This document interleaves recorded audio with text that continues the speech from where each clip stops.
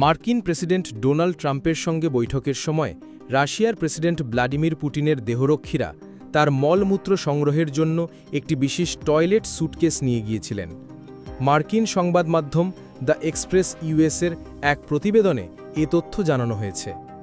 Ukraine যুদ্ধ বন্ধ নিয়ে আলোচনা করতে গত শুক্রবার যুক্তরাষ্ট্রের আলাস্কায় বৈঠক করেন দুই নেতা।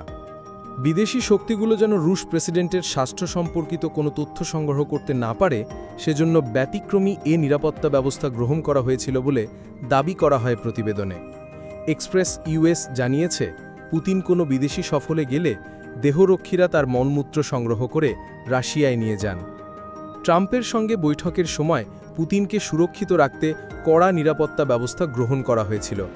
তিনি দেহরক্ষীদের মাধ্যমে পরিবেষ্টিত ছিলেন।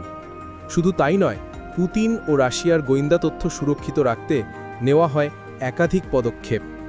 ফ্রান্সের সাময়িকী প্যারিস ম্যাচের অনুসন্ধানী সাংবাদিক রেজিস জেনতে ও মিখায়েল রুবিনকে উদ্ধৃত করে দ্য এক্সপ্রেস ইউএস জানিয়েছে, রাশিয়ার প্রেসিডেন্টের ফেডারেল প্রোটেকশন সার্ভিসের সদস্যরা পুতিনের মলমূত্র বিশেষ ব্যাগে সংগ্রহ করে নির্দিষ্ট ব্রিফকেসে বহন করেন। প্রতিবেদন অনুযায়ী কয়েক বছর ধরে এই ব্যবস্থা চালু রয়েছে। 2017 সালের মে মাসে পুতিনের ফ্রান্স সফরের সময়ও এই ব্যবস্থা নেওয়া হয়েছিল। ধারণা করা হয়, বিদেশি শক্তিগুলো যেন পুতিনের দেহবর্জ্যের নমুনা সংগ্রহ করতে না পারে এবং তার স্বাস্থ্য বিষয়ক কোনো তথ্য না পায়, সেই জন্য এ ধরনের ব্যতিক্রমী ব্যবস্থা গ্রহণ করা হয়।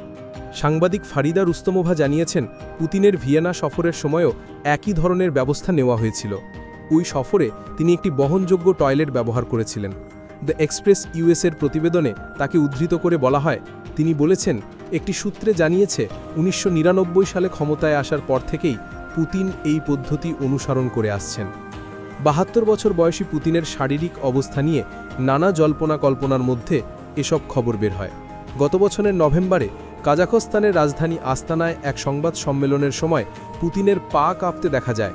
এরপর থেকেই তার স্বাস্থ্য নিয়ে উদ্বেগ প্রকাশ পায়। দ্য এক্সপ্রেস ইউএসের তথ্য মতে বব বেরুখিম সন্দেহ প্রকাশ করেছিলেন এটি পার্কিনসন্সের মতো কোনো স্নায়বিক সমস্যার লক্ষণ হতে পারে। 2023 সালে বেলারুসের প্রেসিডেন্ট আলেক্সান্ডার লুকাশেঙ্কোর সঙ্গে বৈঠকের সময় আসনে বসে থাকা অবস্থায় পুতিনকে কাঁপতে দেখা গিয়েছিল।